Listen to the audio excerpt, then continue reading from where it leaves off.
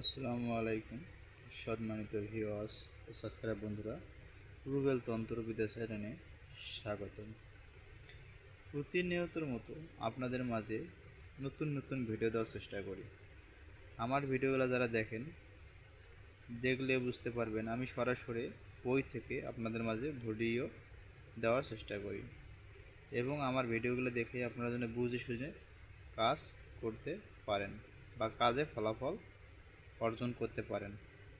একটা কথা মনে রাখবেন, কাজ করতে গেলে আগে সততা অর্জন করতে হবে এবং হালাল খেতে হবে, তাহলে আপনারা যে কোনো ভালো কাজ করতে পারবেন। আর অসৎ পথে চললে হয়তো কিছুদিন কাজ করতে পারবেন, তারপরে আস্তে আস্তে কাজ হবে না।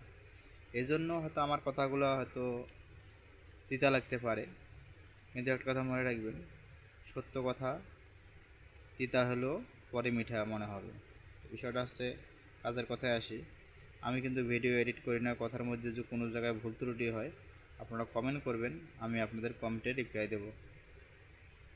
আজকের নকশাটা হচ্ছে, জিনের বাড়িতে ঢিল নিক্ষেপ করিলে ইহা তদবির। কোনো বাড়িঘরে জিন ভূত ঢিল নিক্ষেপ করিলে নকশাটি কাগজে লিখিয়া ঘরের দেওয়ালে বা চৌকাঠের উপর লাগাইয়া রাখিবেন। আল্লাহ রহমতে ঢিল নিক্ষেপ করা বন্ধ হইয়া যাবে। নকশাটি এই নকশাটি কী করবেন, আপনাদের বাড়ির যদি সমস্যা মনে হয়, জিনের আসর বা এরম মনে হয়, এই নকশাটি 4 টুকরা কাগজে লিখবেন। কী করবেন, 1 টুকরা এই নকশাটা লিখবেন, 4 টুকরে 4 টুকরা 4টা নকশা লিখবেন। লিখে কী করবেন, আপনি একটা একটা করে নকশা লিখে আপনি দেওয়াল বা ঘরের চারে সাইডে লেবেটিং করে বা পলিথিনের মধ্যে ভরে রেখে দিবেন।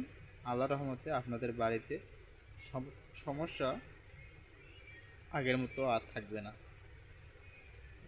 আর যদি ভিডিওটি দেখার পর কোনো জায়গায় বুঝতে সমস্যা হয় কমেন্ট করবেন।